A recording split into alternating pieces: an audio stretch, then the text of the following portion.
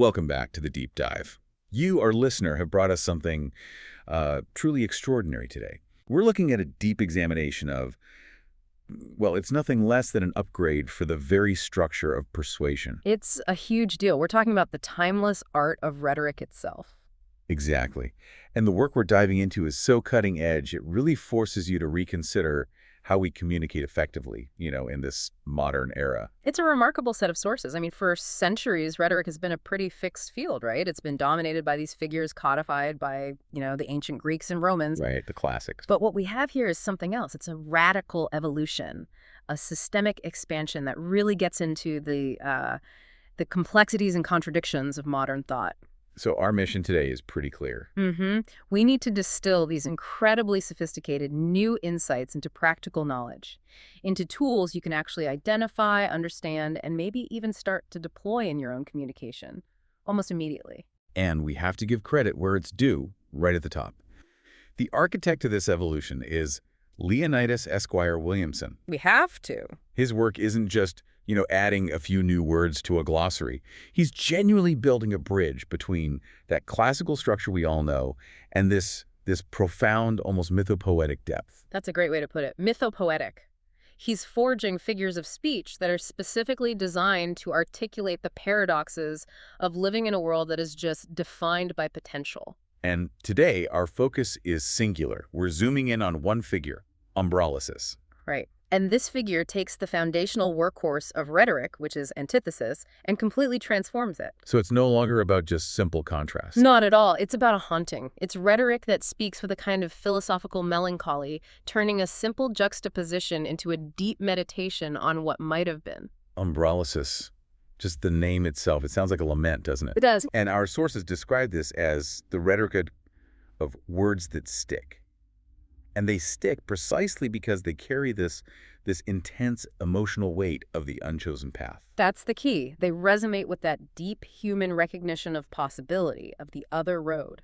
So where does that weight come from? It comes from addressing what Williamson calls ontological tension. Now, I know that's a heavy academic term, but the concept itself is deeply human. Okay, so let's ground that for a second, because ontological tension sounds like something you'd see on a philosophy syllabus. Right. But how do you, the listener, actually feel it? Right. Think of it this way. Psychological tension is, say, feeling stressed about a deadline at work. That's a tension that exists within your current reality. Okay, I'm with you. Ontological tension, on the other hand, is the feeling that your entire current reality is somehow flawed or less worthy or secondary to a path you didn't take. So it's not just being unhappy with an outcome. Exactly. It's feeling that the outcome itself is a ghost of a superior, absent destiny. Embralysis is the tool designed to express that specific, profound gap. It literally forces the reality being described to confess its own inadequacy by pointing to its shadow. To confess its own inadequacy. Wow. Okay, let's start with the groundwork then. To really get what Williamson has done here, we have to revisit the starting point. We have to. Antithesis. The figure that's all about establishing balance. Perfect rhetorical symmetry. Classically, it's defined as the juxtaposition of contrasting ideas in parallel, balanced phrases. The goal is clarity, symmetry, and impact through perfect, direct opposition. It's clean. Very clean. It states two opposing truths at the same time, creating this complete, dualistic picture of a situation. And the textbook example, the one everybody learns, is from Charles Dickens, right? It was the best of times. It was the worst of times. The classic. It's perfectly balanced. Best is the diametrical opposite of worst. The sentence structure is a mirror. It's so logically satisfying because it establishes this perfect equilibrium. Yes. And that strength, that equilibrium, is the core of classical antithesis. It's saying, look, the situation contains both of these extremes, and these two extremes together define the whole thing. Right. It asks the listener to hold two opposing but equally valid truths in their mind at the same time. And the feeling you get is one of complexity, but it's a stable complexity. But Williamson's goal is to disrupt that stability. Completely. He introduces this conceptual shift he calls the ghost in the machine. I love that phrase. It's great. He asks, what happens if the opposition isn't just between two abstract ideas, good versus evil, light versus dark, but between a concrete reality and an imagined counterfactual state? So what is versus what could have been? Precisely. And that's when we step out of, let's call it structural rhetoric, and into what Williamson terms the mythopoetic. And the core insight, The big idea there is that in umbralysis, the opposition is weighted. It's not a fair fight. Not at all. One state is undeniably real. It's the present verifiable fact. The other state is potential. It's unrealized. And, this is critical, the unrealized state has to be evoked in a way that makes it feel superior to the reality. The superiority of the shadow. That's the whole ballgame. That's it. The sentence has to hold the ghost of what might have been, and that ghost has to seem brighter, more perfect. And that immediately creates this sense of lament or maybe profound irony for the thing that actually exists. It's a kind of sophisticated self-deprecation that's built right into the structure of the sentence. And this must be why it carries so much emotional density. The speaker is actively framing their reality, the thing they're describing, as a secondary achievement, a compromise, or even a failure when you measure it against the ideal. It's rhetorical sorrow. The language itself is performing this trick, this magic trick of invoking an absence so powerfully that you, the audience, you feel the pressure, the weight of that unchosen superior path. It turns a simple statement into a kind of elegy for an outcome that never happened. Okay, so let's make that concrete. If I was using classical antithesis, I might say, this team played hard, but they failed to win. Simple contrast. It's balanced. It's descriptive. Right. Two facts. But how does umbralysis force that feeling of lament? How would Williamson phrase it? With umbralysis, you might say something like, this victory parade is merely the faded echo of the perfect season that ended in silence. Oh. See the difference? The actual hard-won achievement, the victory parade, is immediately defined as deficient. It's a faded echo, and it's being compared to the imagined perfected potential, the perfect season. So you're not just stating facts anymore. You're commenting on the gap between what you wanted and what you got. You're commenting on the gap between aspiration and outcome. The second the audience feels that existential tug, that recognition of the gap between what is and what should have been, the rhetoric just elevates. It moves beyond describing facts into a commentary on fate, or compromise, or just the limits of what we can achieve. Antithesis invites you to understand a balance. Umbralysis compels you to acknowledge a lack, a deficit, a specific, painful irony that's embedded in the present moment. It's the difference between describing a complex situation and confessing that the situation is inadequate compared to its own potential. Exactly. Now, this sounds incredibly difficult to pull off. I mean, how do you do this without sounding overly dramatic or maudlin? That's a great question. It relies very heavily on technical control, which we're about to get into. Okay. But the key, really, is in the choice of the shadow. The shadow, the thing that didn't happen, it has to be a believable, logically possible alternative. It can't just be a wild fantasy. So it has to feel like it could have happened. Yes. If the unrealized potential is grounded in, say, a choice that was made or a historical near miss, the sense of irony and loss becomes so much more compelling. Yeah. The melancholy has to feel earned. It has to feel earned. I like that. Okay, let's get technical. Let's get into the formal definition and the practical rules for actually building this thing. Let's do it. Starting with the name itself, umbralysis. It's almost musical. Williamson was so intentional with his naming. He actively avoids those, purely functional Greek roots you see in classical figures. Right. Umbralysis is designed to be evocative. It's built on two really powerful roots. The first is umbra. Which is Latin for shadow. Right. So that immediately anchors the concept in reflection, in darkness, in what's hidden from view. And the second part, lysis. That's Greek for a loosening or an unraveling. So the name itself is suggesting something like an unraveling through the shadow, or maybe the loosening of fixed reality by invoking its double. That's a perfect way to put it. Now contrast that with the functionalism of a name like anaphora, which just means carrying back, or epistrophe, turning about. Those names describe what the figure does mechanically. Exactly. Umbralysis describes how it makes you feel. It evokes that philosophical melancholy, that subtle unraveling of your fixed perception of reality by introducing its superior absence. This inherent sense of sadness, or at least irony, seems to be the figure's unique signature. So what is the formal definition from the sources? The precise definition is, umbralysis is a statement of being that carries its own shadow, where the expressed reality is haunted by its unrealized and often superior alternative. Okay, there's more. Yes. The speaker uses structural devices to confer greater weight and emotional reality upon the absence than upon the presence. Confer greater weight upon the absence. The haunting is the key.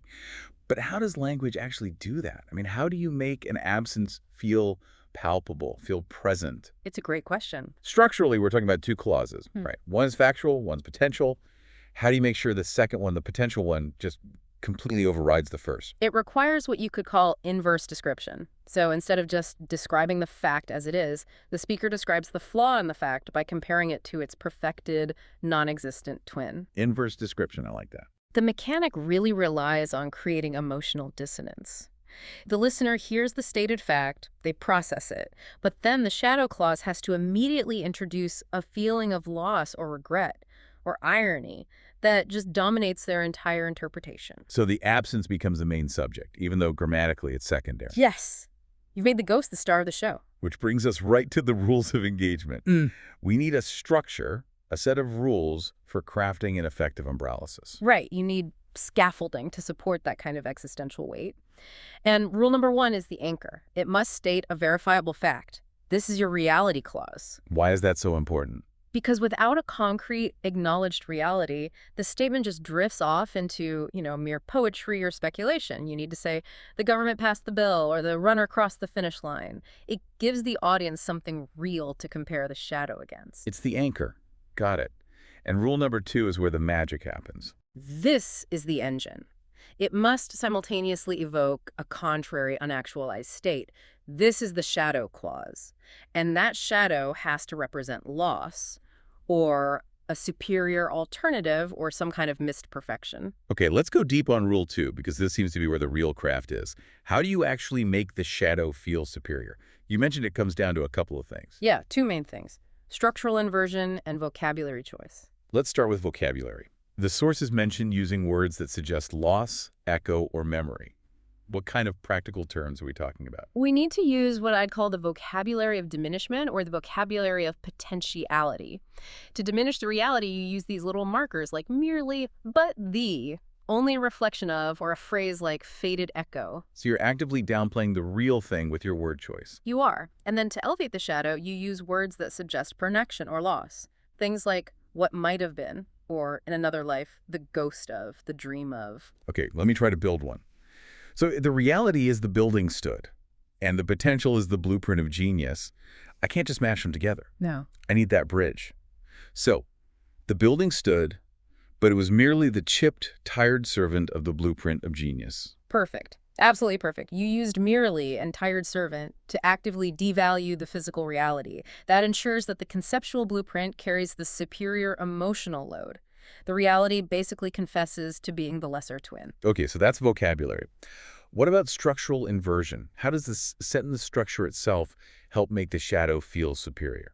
Well, often the shadow clause is designed to be conceptually broader, more timeless, or more philosophically pure than the reality clause. What do you mean by that? For instance, the reality clause will describe a single finite action, something like, they signed the treaty. It's easy to picture, easy to anchor. But the shadow clause will describe an infinite aspirational state, like the perfect, enduring peace we had envisioned.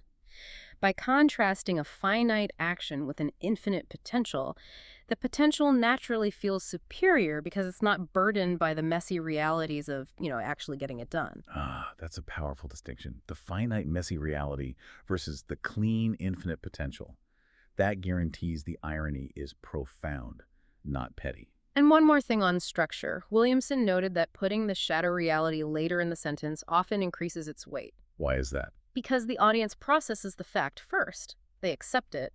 And then the concluding shadow clause acts like a retroactive poison. It goes back and alters the entire meaning of the reality that came before it. It's a delayed rhetorical punch. So to recap, Yeah. you anchor the statement in a verifiable reality, you deploy this vocabulary of diminishment, and then you conclude with an expansive clause that defines the superior unactualized potential. That's the mechanism, and that's what ensures the sophistication. It keeps it from just sounding like cynical complaining. It's the language guiding the audience's emotional reaction away from the fact and toward a yearning for that infinite potential. You're turning a rhetorical statement into an existential moment. All right, let's move to the blueprints.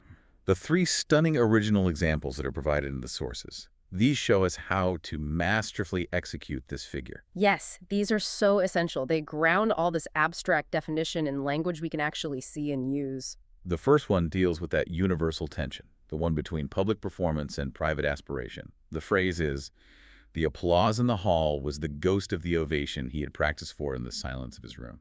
Okay, so the reality is the applause. It's a verifiable, finite, public success. But notice how quickly that vocabulary of diminishment takes hold. It's branded a ghost. Right. And ghosts are remnants. They're transparent, weaker versions of a former, more solid presence. And the shadow it's being compared to.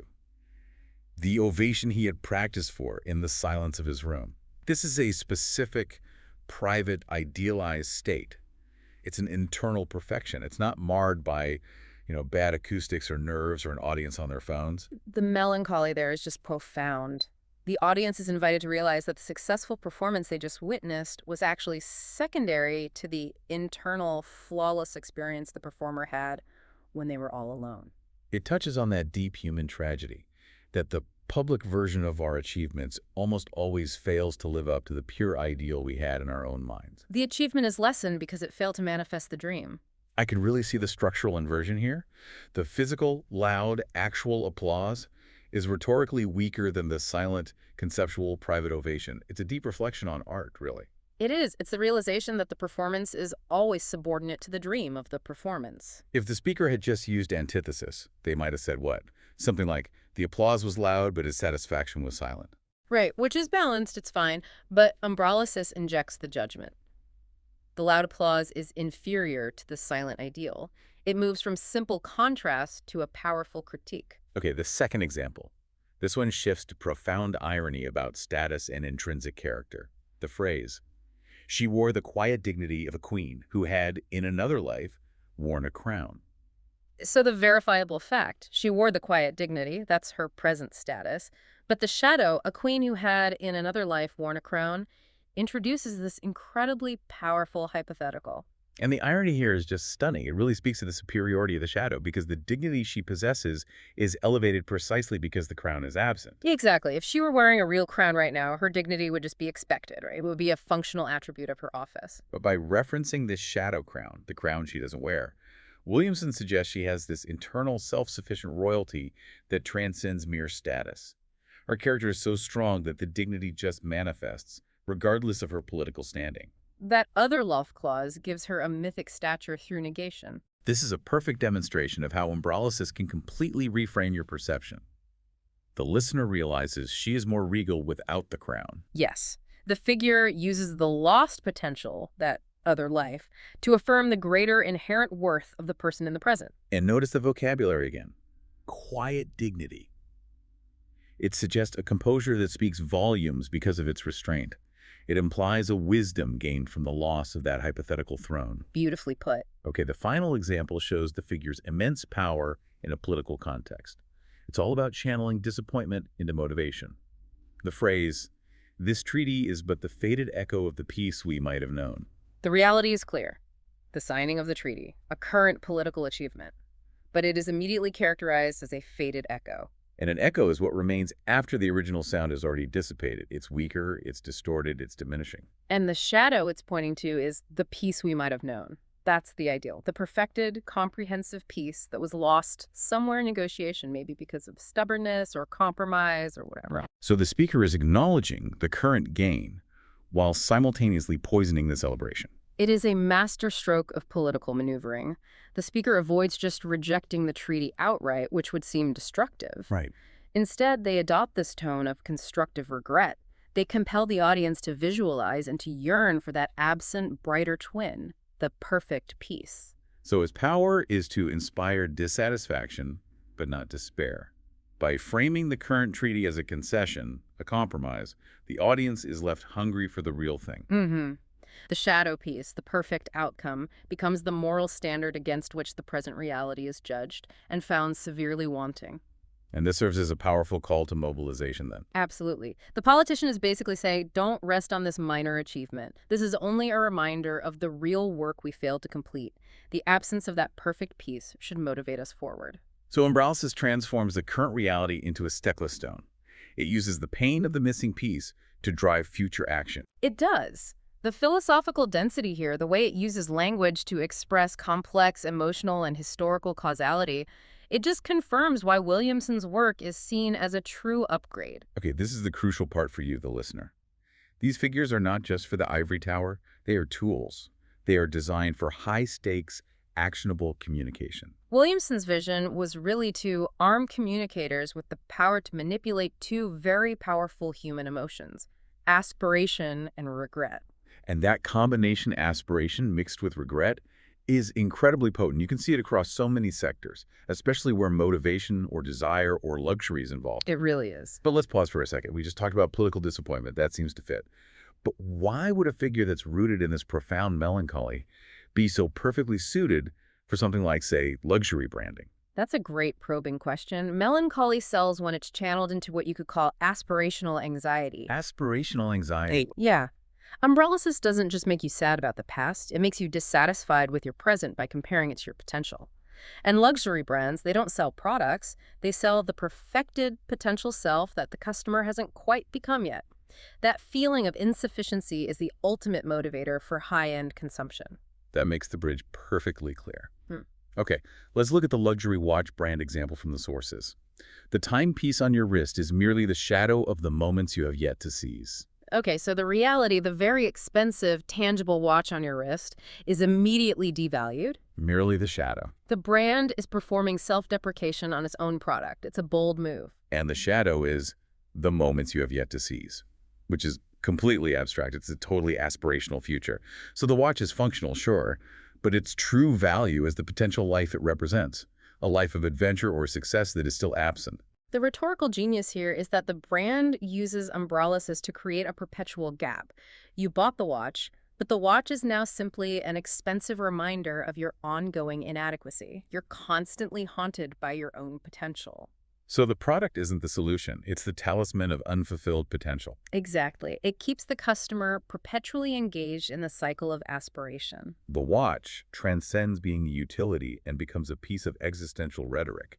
If they just said, this watch tracks your amazing life, it's boring. By using Embralysis, they hook into a much deeper, more profound sense of self-becoming. And it creates this sense of profound irony. You purchase the symbol of achievement, only to be told the symbol is a pale echo of the achievement itself. It's a sophisticated play because the target audience values that kind of philosophical challenge. Okay, let's move on to public speeches, where this becomes a tool for galvanizing masses. The political leader example. This progress we celebrate today is but a pale reflection of the destiny that still awaits us if we dare to reach for it. The reality is concrete. This progress we celebrate today, it's the current win, the milestone, but it's instantly reduced. It's a pale reflection. And a reflection is always dimmer than the source. Always. This is masterful political psychology. The leader validates the current efforts, which prevents burnout, but immediately minimizes that achievement against a greater, unmanifested destiny. It channels the philosophical melancholy of "we are not enough yet" directly into collective ambition. It's a rhetorical stepping stool. By making the current progress feel inadequate, the speaker motivates the audience to bridge that gap between the reflection and the destiny. It prevents complacency. And complacency is the enemy of any successful movement. Absolutely. They're leveraging the shadow of what they might become, that perfected ultimate destiny, to inspire the extra effort needed to attain it. This feels fundamentally different from just a simple call to action. A call to action says, go do this. But Embralysis says, what you have done is noble, but imagine the shame of accepting this shadow when the glorious original is still within your reach. It's leveraging pride and loss at the same time. It also ensures accountability. Any current success is immediately framed as temporary, incomplete, and subordinate to a superior destiny. It raises the standard in a way that simply commanding more work never could. And finally, the most psychologically complex application, seduction. The example, the words I am speaking are but the clumsy servants of the silence we could be sharing. This is described in the sources as a masterclass. We have to unpack this. This is breathtakingly subtle rhetoric. The reality is the current conversation, the speaker's own tangible contribution, the words I'm speaking. And the speaker immediately devalues their own reality. They confess their words are clumsy servants. And in doing so, they are elevating the potential shared experience, the silence we could be sharing. That shadow silence becomes a sophisticated shorthand for a higher level of intimacy, a connection beyond the need for superficial language. Wow. So this figure is achieving several layers of psychological maneuvering at once. It is. First, the speaker demonstrates extreme vulnerability and self-awareness by devaluing their own contribution. This disarms the listener. They're basically saying, my efforts are failing to achieve the connection I truly desire with you. Okay, and second? Second, and this is the most important part, it shifts the focus entirely from the content of the words to the potential relationship. The speaker is confessing that the current reality, the small talk, the witty banter, is an inadequate means to a much superior, unmanifested end, true intimacy. By using clumsy servants, the speaker is effectively saying, I'm struggling to articulate a truth that's too big for language. Yes, which elevates the shadow silence to a point of near perfection.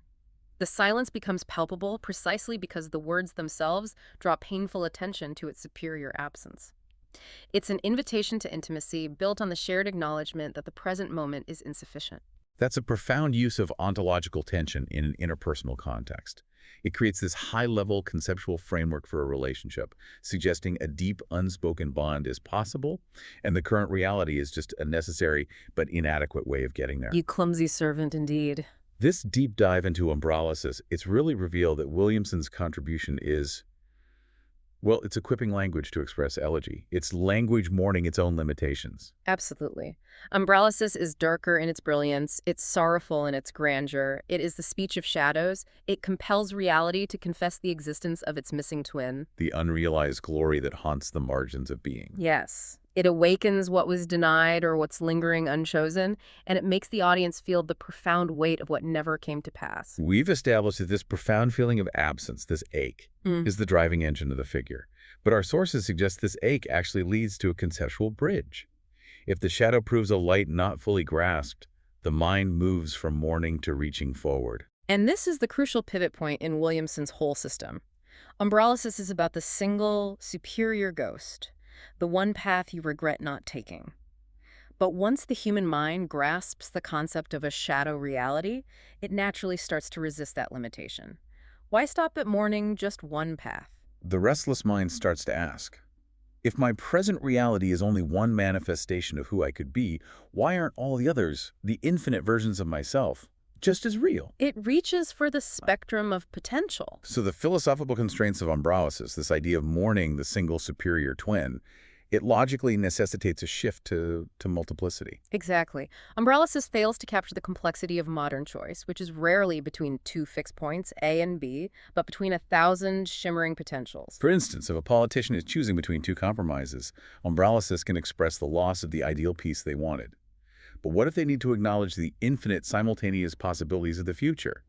A single shadow isn't enough. That's where the transition has to happen.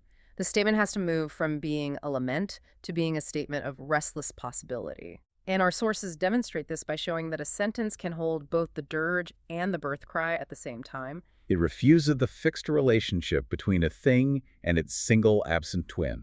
Yes, it's an image of existence that simultaneously contains its perfected ideal form and its infinite unformed potential. A sentence holding both the jewel and its uncut stone, the flame in the ash it has yet to become. Beautiful. So, umbralysis dealt with the bound relationship between a thing and its absent twin. The next figure has to deal with its capacity for holding all of its possible selves at once. The rhetorical tension is no longer about past loss, it's about future flux.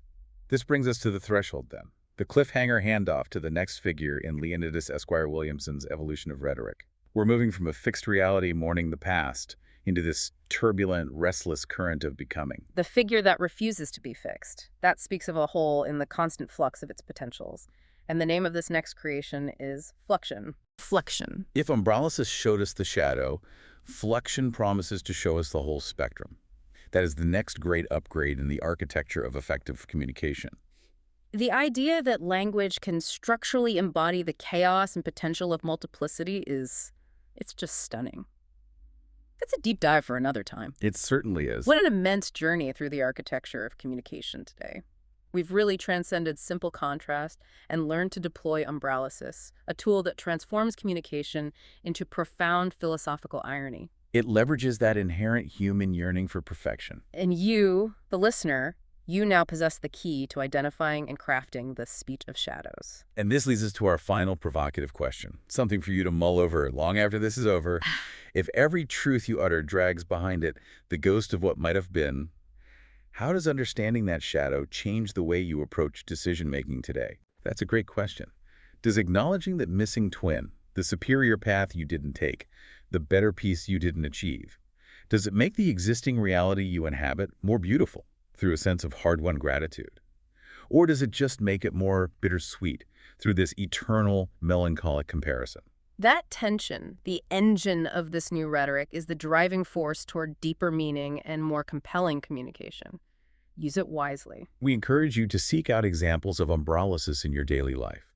You'll see it in the complex language of political negotiation, in aspirational advertising copy, and maybe even in your own internal dialogues. Once you recognize the pattern of the shadow twin, the influence of Leonidas Esquire Williamson's work will become undeniable. Until the next deep dive, keep listening for the shadow. Goodbye for now.